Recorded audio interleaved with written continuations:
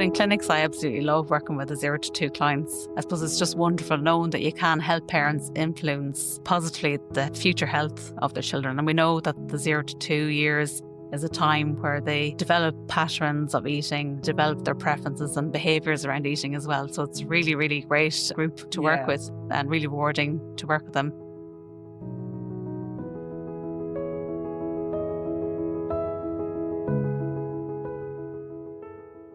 Welcome to the HSE Talking Health and Wellbeing podcast. My name is Eamon Keogh. On this episode, we'll be discussing weaning. With parents wanting to do the best for their little ones, this can become a stressful time if things don't go well initially. Common questions include when to start, what type of foods are appropriate, and what if your little one doesn't take to it straight away, and when should you seek help? Joining me to discuss and answer all these questions is Joanne Byrne, HSE Senior Community Dietitian, Dublin North County. You're very welcome to the podcast, Joanne. Thanks, Eamon. It's lovely to be here. So we might get straight into it. Can I ask you, what is weaning? So weaning is the gradual movement of babies from a milk-only diet, so that might be breast milk or infant formula, and moving them to a diet that looks something like what we eat as adults ourselves. So babies move from a single taste of pureed foods to more complex meals, and then hopefully to a more varied and balanced diet. You're right, it can be a stressful time for parents. I think weaning comes at a time where they're just getting into the hang of things, and suddenly things are turned upside down again and they have to start something new. So today I'm delighted to be here just to share some knowledge about weaning and hopefully give some reassurance to parents that are about to embark on this journey, or maybe they're in the midst of it. Yeah. And can I ask, when should parents think about starting this process? So it can be confusing for parents to know when to start. And I guess the guidelines have changed somewhat over the years. Going back years ago, the advice might have been somewhere between 4 months and 6 months. And unfortunately, we do see some babies being weaned even before 4 months of age. Walking down the supermarket aisle where there's the baby jars, the pouches, and there's the baby snacks, sometimes people will see 4 months on the outside of the packet. But the current guidelines is to wean your baby onto solid foods at around 6 months. That's the current guideline.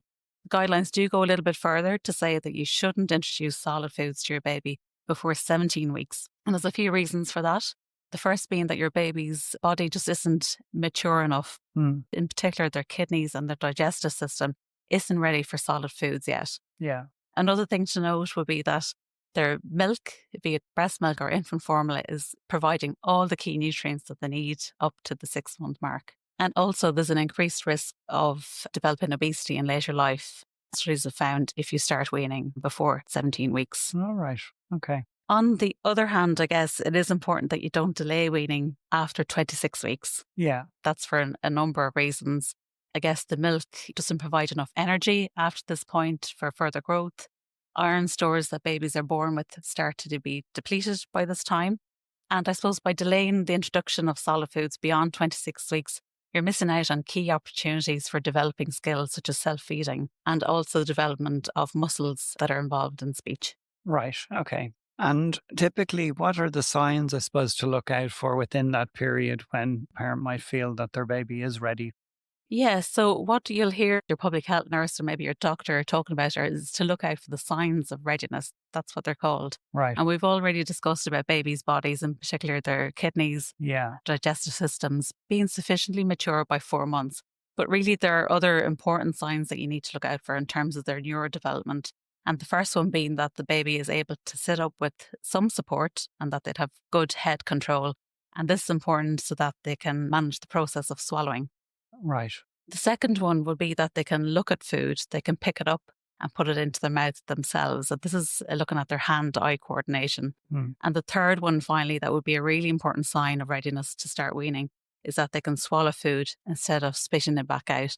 And some people might have heard of the tongue thrust reflex. If you do a little test yourself at home, you can put your finger on their bottom lip. And if their tongue instantly comes out, that means that they have that reflex is still quite strong. Right. That does lessen as they get to the 6 month mark. So while, there is a window of opportunity, I suppose, for introducing solids between that 17 and 26 weeks, in reality, most of these 3 key neurodevelopment signs are seen closer to the 6 months. And that's hence the guideline to introduce solids to babies around 6 months. There are other signs, I suppose lesser signs, I would say, that maybe baby's not fully satisfied with their milk feeds. Yeah. They might be showing interest in food or looking at the food, as you're eating it. These can also be signs of other things. It might be that they're teething or going through a growth spurt. So they're not necessarily signs that baby's ready to start. The first 3 neurodevelopmental signs would be the key things really to look out for. Okay. So when a parent feels that their baby is ready, is it important to plan before they introduce? It does. It takes a little bit of planning. And is there typically a good time to start? Middle of the day or? Yeah, so typically, I suppose, you don't want your baby to be too tired. And I suppose children, as we all know, tend to get that little bit more tired as the day goes on. Yeah. So, it would be, and there's no right or wrong really to this. It's you that's the expert really at the end of the day. You know your baby best. Yeah. But I would say in general terms, people would choose kind of somewhere between the morning or even up to lunchtime to introduce kind of those first few spoons. Babies in their best form, they might be, after waking up or having had their nap, so they're not too tired. And ideally, they would have had a milk feed, so be it, a breastfeed or a bottle of their infant formula. I guess you might want to wait a little while after their feed, maybe 30 or 60 minutes before you introduce kind of those first few spoons. So they'll have a little bit of an appetite and a little bit more interest in trying some of those foods. Ideally, we turn off distractions because baby needs to focus really. This is a new skill for them. The fact of accepting food into their mouth, chewing and swallowing, there's a lot there to coordinate. So turning off distractions such as TV, radio, putting your phone away is a good idea too. And making sure that baby is seated comfortably. So you do want to get a high chair, that their neck, their shoulders, their back, their feet are well supported, that they're comfortable, that they're not trying to balance on the chair as well as trying to learn a new skill. Yeah. And also that they're sitting facing others. So if there is others at the table or sitting facing you, it is, if you try this yourself, even it's quite difficult to swallow food if you're looking to the side. Mm. And it's important as well to communicate with baby. Make sure you make plenty of eye contact and give them positive feedback where you can as well. Okay. We've talked about the environment and just the readiness, but I just wanted to talk to you now maybe about the food. Typically, what the first foods should be that parents should introduce to their baby. Yeah, so what I'd say to parents really is that the first 2 weeks in particular is all about just introducing first tastes. You have to remember that this is a really new experience for babies. Yeah. All they've been used to up to now for most of 6 months is their infant formula or their breast milk, which may have small changes in flavour. Yeah. Pretty similar tastes and textures what they've had up to now. So definitely introducing lots of different new tastes, new textures. There's no pressure to get certain amounts in really in that first 2 weeks. Sometimes people would decide to give baby rice as their first food. Just going years back, this was quite common. Yeah. We don't hear of baby rice so much these days. For me, I guess weaning is all about introducing the new, and sometimes baby rice, being that it is made up with their usual milk.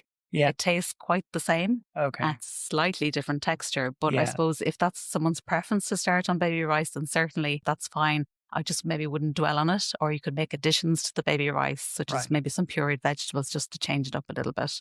Vegetable first weaning is quite popular at the moment, and there is some UK evidence to show that babies that start on bitter vegetables, so that would be like your broccoli, spinach, asparagus, cauliflower, potato, those bitter tasty vegetables are more likely to accept those tastes going forward. Yeah. So it's quite an interesting approach, I guess. And, certainly around the 6-month mark and even 6 months to 12 months, we find that babies are more accepting of new tastes. Mm. So that can be quite a good start to babies, weaning journey is to start them on vegetables and those bitter tastes. But really, there's very little right or wrong here. And there's loads of options that you can start with. Certainly, It can be the vegetables, it can be the baby rice, but equally it could be cereals. It could be your Weetabix or your Ready-Brek. Porridge is quite a good one too, but we do tend to encourage the more iron-fortified cereals like the Weetabix or the Ready-Brek, like I've said.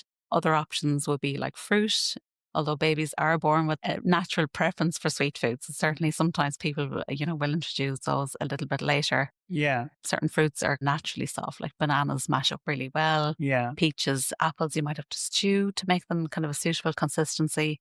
Some people think that meat, you can't introduce that until babies have teeth, but actually that's not the case, and that's a suitable first food too. Things like poultry, fish. Once it's in a suitable texture, a pureed for your baby, then it's absolutely fine as a first food. Very good. That's interesting about the bitterness. I was going to ask you about that just in terms of flavor. Do you have more chance of success if it's Yeah, sweeter yeah, or? that's what the evidence says. So I suppose babies are more likely to accept sweet taste because we're, Yeah, we're all born with, I guess, a preference for the sweet and the salty taste. yeah. So the idea with the vegetable first weaning is that you introduce the bitter vegetables and then keep them going as you start to introduce the more sweeter things like the fruits and the cereals and your meat and your poultry as you go on. Just to mention as well, I guess, while you're pureeing, suitable liquids, to use to puree the foods will be the likes of expressed breast milk. You can use the infant formula. You can even use a little bit of cow's milk if you wish. That's fine to use in small amounts to puree foods, Yeah. but it's not suitable as a main drink up until, the baby is 12 months. So just important to note that. Okay. In terms of quantity, what sort of quantity should you be looking at?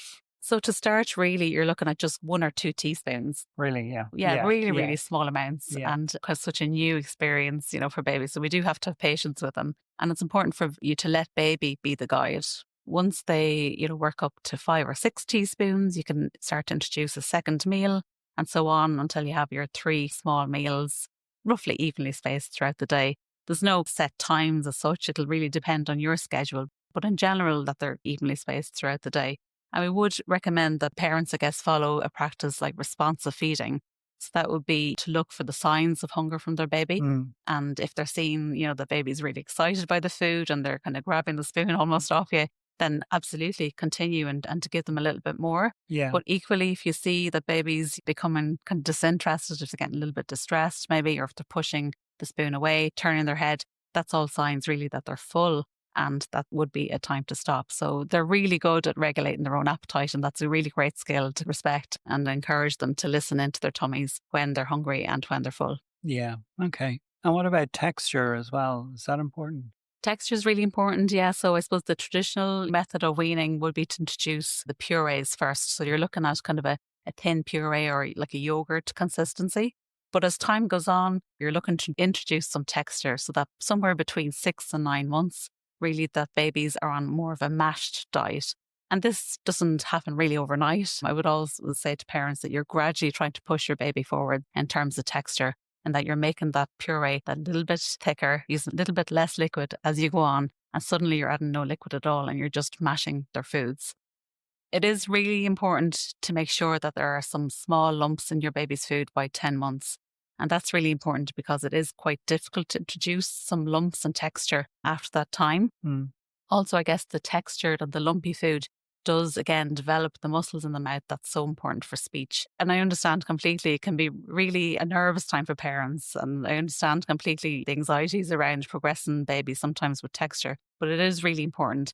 But it also can be a gradual process just to make it a little bit easier for baby and a little bit easier for the parent. Yeah. And what type of foods aren't suitable? There's not a long list of foods that aren't suitable, but there are some. The first one that everyone seems to know about would be from a food safety point of view, and that's not to give honey to babies before they're 12 months of age. And that's for the risk of botulism. And there's a couple of other things then from a food safety point of view. Undercooked meat or undercooked eggs wouldn't be suitable. We do have to remember that babies' immune systems are still maturing. In terms of safety in general, then whole or chopped nuts would be unsuitable from a choking point of view. Whole grapes would be, unsuitable. Anything round, I guess, if you think like even blueberries, I would tend to squish them. Cherry tomatoes, grapes in particular, you do need to cut them lengthways, even into quarters if you're offering them to baby. Boiled sweets and sausages, again, from a choking point of view, would be unsuitable for babies. Okay. From a nutrition point of view, we do say not to add any sugar, not to add any salt to babies' meals. And then there will be some foods that are particularly high in salt. Things like gravy, packet soups, processed or cured meats, so like your ham, bacon, sausages. High fat, high sugar foods, things like crisps, chocolate, cake, really, I suppose, are unsuitable for babies. So we're talking about kind of 6 to 12-month-old babies here. Even into their second year, we'd always encourage parents to try, for as long as kids aren't aware with them, to try and, get away without introducing them. It's difficult for toddlers, I guess, especially if there's older siblings in the house. You're trying to get that balance and you don't want them to feel restricted either because it puts those foods up on a pedestal. But certainly, I suppose, for the age group that we're talking about today, for the 6 to 12-month-olds, there's really no need for those foods in their diet. And in fact, their tummies are so small, you want to make sure they're getting all the nutrients that they need for growing and not filling their bellies with things of little nutrients, like the sweets and the cakes and whatnot.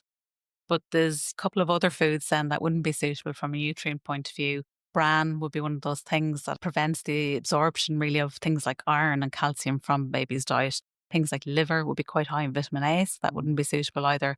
And then drinks like tea, coffee, again, they can prevent the absorption of iron from baby's diet, but also they're high in caffeine, and juices will be quite high in sugar. So really the most suitable drinks, while we're talking about that, would be milk and water for babies and for young children. And certainly for babies of 6 to 12 months of age, it's their infant formula or their breast milk. Okay. Is it okay to let them use their hands? Absolutely. And I suppose, we'd say that from the word go. Baby wants to dive in straight away, with their hands Get as messy as possible. as messy as possible. So this is going to be a nightmare scenario to a lot of people. It's not just about the nutrition. For babies, it's a whole sensory experience. Think of it really, especially at the start, as almost like a playtime. Now you sit down with baby and they're really going to enjoy that, and they're going to get their hands in.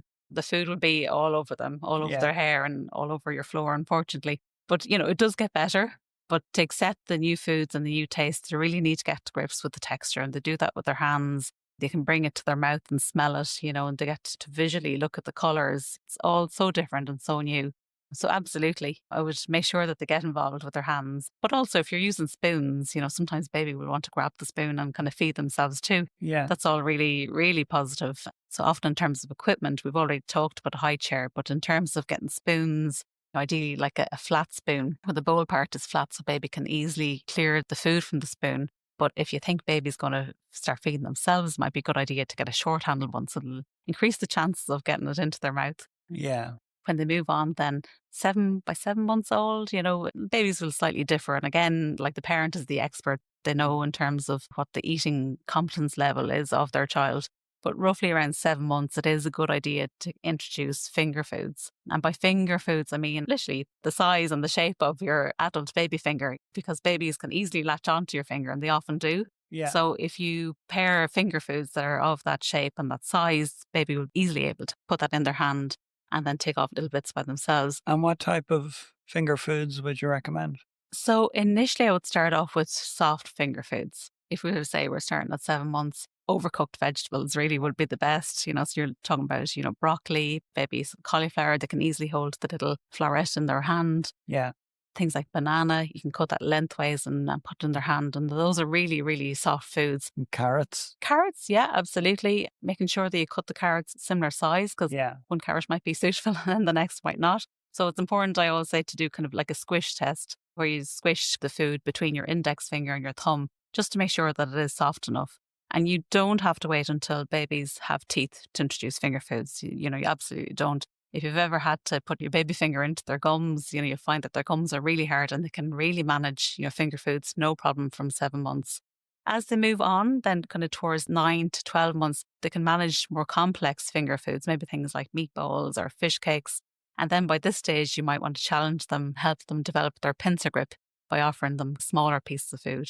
And it's really interesting to watch kids try and feed themselves like that. Yeah. But by 9 to 12 months, we've moved on now from purées and the mash food. And really, you're aiming towards your child joining in with the family meals and eating chopped family meals and hopefully starting to self-feed as well. Okay. And where can parents get more information on the types of foods or ideas for preparation? In terms of types of foods and recipes, I suppose I think the best thing to do really at the start is almost sit down with a blank page and pen and just list the different foods that you eat in your family. So maybe under the different kind of food groups. Yeah. So what cereals or what, kind of carbohydrate, starchy foods do you eat in your family? Same with fruit and veg or dairy. Those are the foods that you want to get into your baby's diet because, there are loads of recipe books out there, but little point in cooking these fancy meals, which you might have the time for, if you're not at work.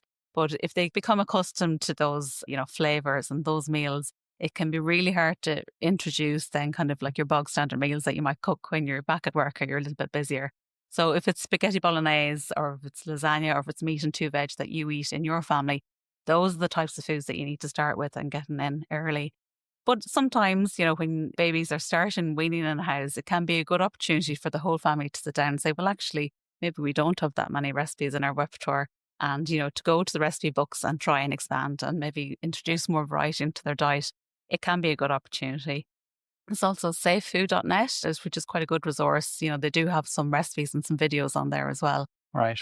So yeah, plenty of ideas there. Very good. And I guess there'll be ups and downs for parents as well in this. So something might work or a baby might like one week or one day and then another day they won't. But I guess that's part of the process though, isn't it? Absolutely, and it's completely normal. And it's Yeah. important for parents to realise that. And that's why I guess I always refer to weaning as a journey. Yeah. So it's not a linear line that goes upwards, that they progress, with their food and the variety as they go. There's always lots of ups and downs, and it's really important for parents just to realise that their food intake will be affected by many different things. Yeah. For one, if they have any sort of a sickness or a virus, if they're teething, their food intake is going to be less, and that's absolutely normal. Likewise, if they're going through a growth spurt, they might have an increased appetite. So it's really ups and downs, and I suppose we're not aiming for perfection. Yeah. It's not possible with babies or young kids.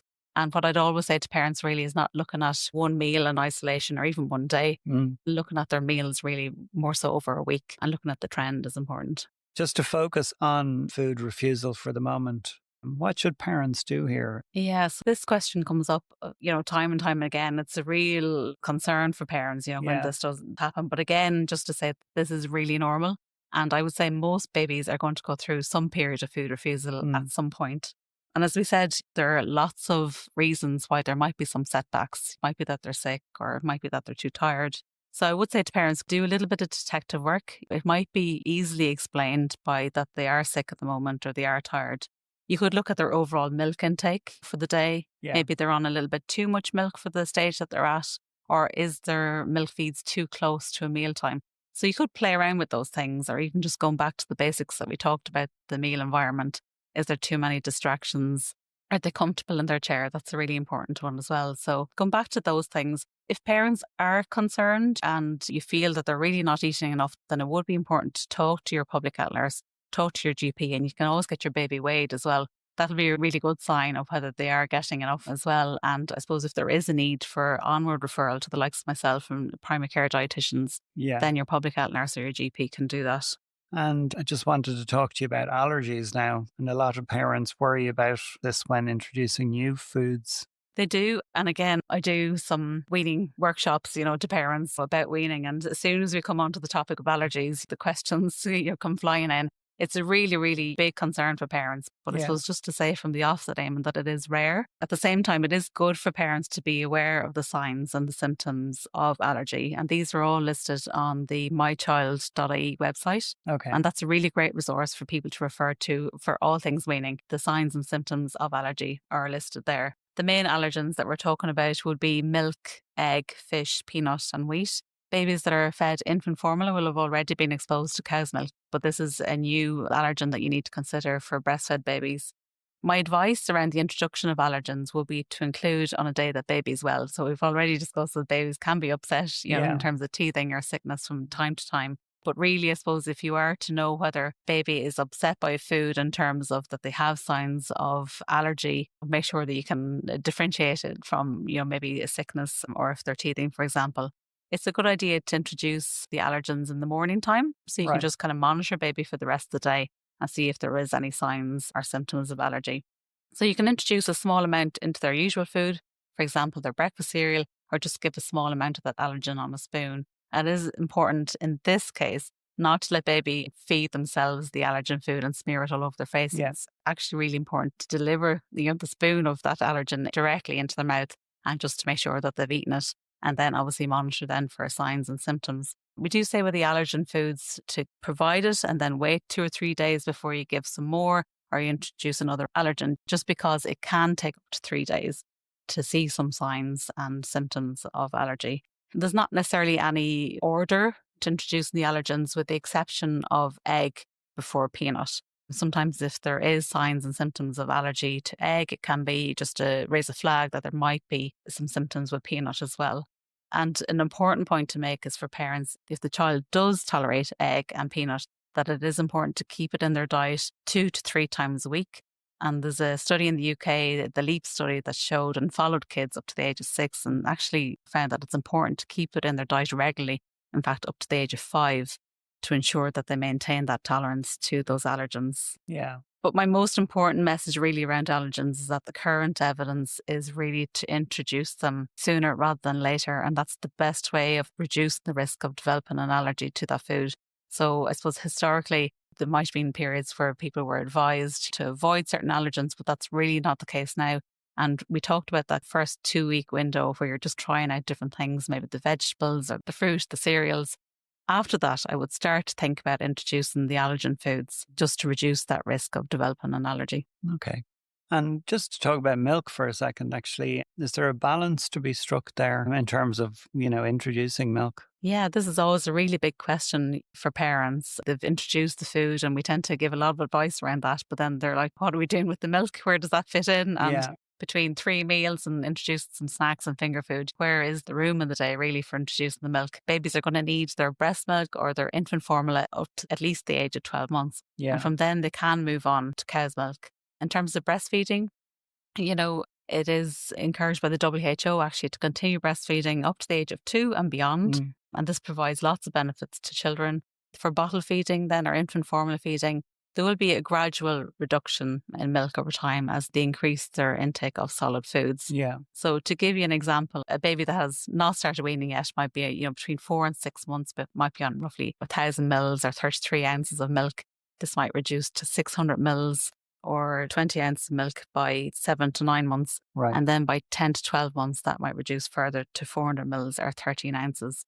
Those are rough guides. Some children will take slightly more, some will take slightly less. If you find that they're not taking in very much solids and they're on quite a lot of milk, you might just want to look at those guides and slightly nudge that baby closer to what the recommended amounts are in terms of milk. Breastfed babies tend to kind of regulate their own and, I suppose, intake of milk.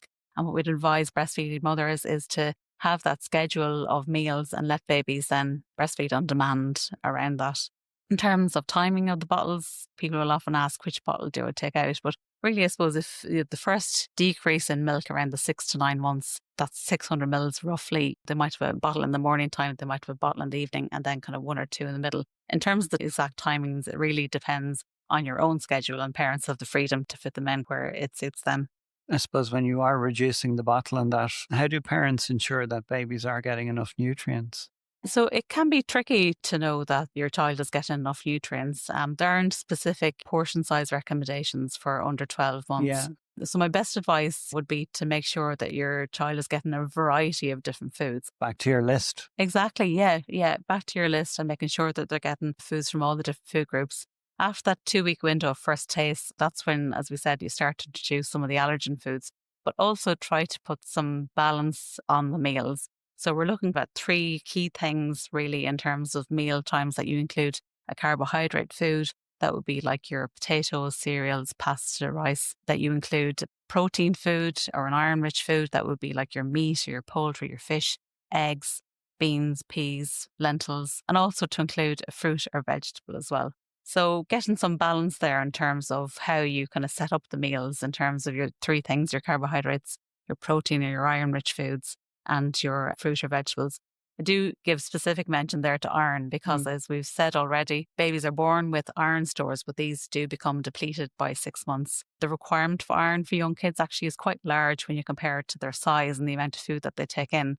So it is a key nutrient and one definitely for parents to keep in mind. The best sources of iron will be things like red meat. A recent research has shown that Irish kids rely quite heavily on iron-rich fortified cereals. Yeah. But also things like eggs or green leafy vegetables would be also good sources of iron. Okay, very good. As the baby's diet is changing, what should parents be watching out for? Introducing solids to a baby's digestive system, sometimes they can experience some constipation. Yeah. So it's just maybe parents to watch out for that. There are 3 key things, when we talk about constipation. To ensure that baby's getting enough fluids is important. And really their milk intake, be it breast milk or infant formula, is going to be the main drink really up to 12 months.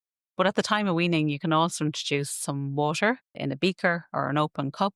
It does have to be cooled boiled water up to 12 months. But we're really not talking about large amounts of this. Really, it's just kind of a few sips at meal times, putting an ounce or 2, 30 or 60 mils in a beaker or a cup for them to get used to the taste of water, which, would be good for them going forward, but also the flow of water into their mouth. So that would be the fluids. Introducing a little fibre into baby's diet, is important as well to prevent constipation. Things like their fruits and their vegetables, things like pulses, beans, peas, lentils are really good source of fibre as well. We do have to be careful for the under twos. I guess we don't want to include too much fibre in their diet because fibre, as we know, is quite bulky. Yeah. Their tummies are small, and we do want to ensure that they are getting enough energy and enough protein for growth. And it is a time of rapid growth. So you just have to get the balance with that, really. And oftentimes I say to parents that you don't want to go all high fibre. So certainly not everything brown in terms of brown bread, whole wheat pasta, brown rice, lots of fruit and veg. Just be mindful. Portions of fruit and veg are a baby's hand size. And you might want to swap things like maybe some white bread, some whole wheat pasta, change it up just to make sure that they're not getting too much fibre. And I suppose the third thing then in terms of constipation would be physical activity. So for babies that obviously at this age group, they're not walking yet, but you might like to do some like cycling of their legs, some tummy time, or there's lots of videos actually online as well of some tummy massage. A warm bath sometimes can help with that as well. Okay, very good. And can I just ask about you, if you don't mind? Are you working in this area long? I am. So I started my career actually in an adult teaching hospital. So I spent almost 10 years there, but I decided it was time for change. And I moved to the community to work in primary care in 2016. Right. So alongside some colleagues in Dublin North, I do provide some weaning workshops to parents. And we do this on quite a regular basis. I found there was a study by Safe Food a number of years ago where parents reported that they really did want evidence-based advice in a timely manner, so kind of at the time of weaning. And we do certainly always say to parents that you can always come back to the weaning workshops again a couple of months later, if they want to. Yeah. Are they popular, the workshops? They're really popular, yeah. And again, lots and lots of questions. Lots of the same questions, I guess, will come up time and time again. But I suppose parents are just looking for that reassurance and confidence. But in clinics, I absolutely love working with the 0 to 2 clients. I suppose it's just wonderful knowing that you can help parents influence positively the future health of their children. And we know that the 0 to 2 years is a time where they develop patterns of eating, develop their preferences and behaviours around eating as well. So it's a really, really great group to work with and really rewarding to work with them. I'm also a breastfeeding counsellor and I volunteer with my local breastfeeding support group. It's a small amount of people that do breastfeed, although the rates are increasing, which is great to see. But I love being able to empower and support parents on their breastfeeding journeys as well. Oh, very good. Actually, I was just thinking when you were saying there about it's to start well, isn't it? Absolutely, to get a good start. We often talk about the food environment around us at the moment and what kids are exposed to in terms of high salt, high fat diet. So this really is a time when parents are in control and have the opportunity to introduce. Absolutely, and it is possible to influence their preferences, the foods they enjoy, the foods they love. So it's really, really great opportunity for parents. Yeah. Very good. I suppose also sometimes parents are reluctant to ask for help, are they? They can be. I suppose if anything from this podcast, I've said that a lot of these blips in the journey are normal, you know, and that's the case. But I suppose it is always nice to get reassurance and the help and the advice is there. So people can approach their public health nurse, their GP. They can make referral to like their primary care dietitian if needed. There's also a nice information in the 0 to 2 My Child book that the public health nurses provide. Right. So there is a weaning section in there. There's also some videos that have been recently made on the mealtimes.ie YouTube channel. And as I said before as well, the safefood.net have some really great advice and some recipes there as well for parents too.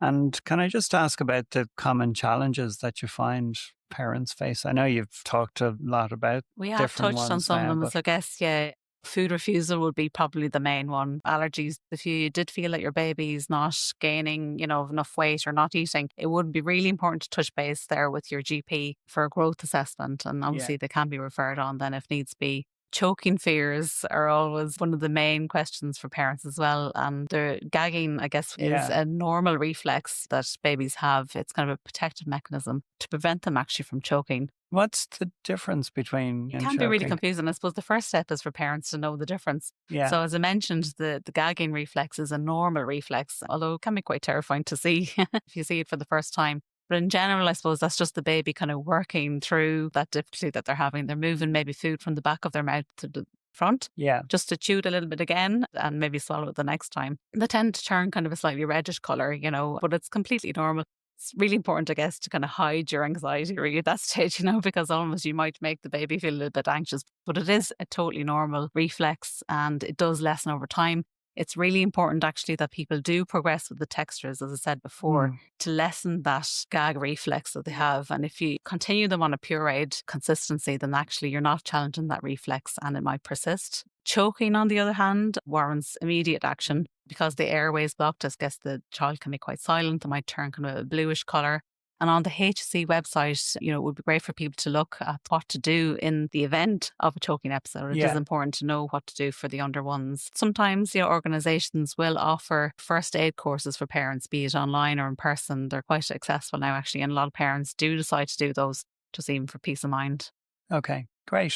We're coming to the end of this episode actually now, but I have one final question for you.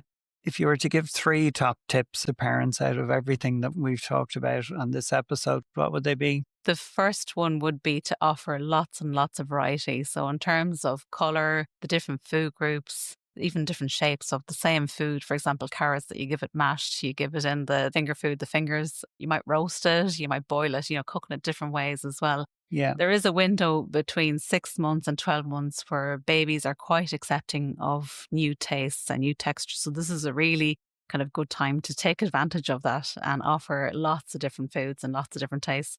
I always tell parents to just bear in mind that what they eat as a 9-month-old has been shown to be really reflective of what they'll eat as a 5-year-old. So you want to get lots and lots of variety in now. Yeah. And I suppose as they come to the fussy stage, which lots of kids do, it's a little bit later on, maybe 15 months, tends to peak around 20 months. But if you can get as much variety in now, then they should just get over that stage and come out the other side. In terms of texture, I think that would be my second tip. Really, you can understand, in terms we talked about the gag reflex and the fear of choking. Parents do have a lot of worries and concerns around that. Unfortunately, we do see kids, sometimes referred to us that maybe are 2 years of age and are on purée diets. And I did mention that key window really of getting the texture and the soft lumps into babies' diets at the latest by 10 months. Yeah. And don't be afraid to offer the finger foods. It provides, again, lots of variety to children, opens up a world of foods and develops their skills in terms of chewing as well. So that would be, definitely the texture one to keep in mind. And finally, I suppose my last tip would be to parents just to relax. It's to try and go with the flow, I guess, Easier said than done. Easier said than done, absolutely. And I've been there a few times myself. But children are very good at picking up on anxieties as well. So to try and relax, if they are refusing foods, that's completely normal. Take 10 to 15 times for them to try, a food sometimes before they'll accept it. That's all completely normal. And I suppose throughout this podcast, we've talked about the different blips that come up on the weaning journey. And most of the time, they're completely normal. So just, I hope parents can take some reassurance from that. And sometimes it's best just to sit back, to feed yourself and to role model. And, you're doing some good in that too. So hopefully that will help parents just feel a little bit more confident on their weaning journey with their kids. I did say not to have any phones and no distractions, but I think the weaning photos and pictures are mandatory. Absolutely. Take some photos. They taste sour vegetables for the first time. Absolutely. I think the more bitter the taste actually make for a better photo. So to be sure to do that and just enjoy this time. It's another milestone, I guess, with their kids. So very good. Thank you for all that. Some really great advice there. And I'd like to thank Joanne Byrne for joining me today. To all our listeners, thank you for your continued support and please share this episode. If you would like more information about HSE Health and Wellbeing, follow us on X, take a look at our HSE Health and Wellbeing YouTube channel, or register for our Ezine by emailing healthandwellbeing.communications@hse.ie. This has been the HSE Talking Health and Wellbeing podcast. Thank you for listening.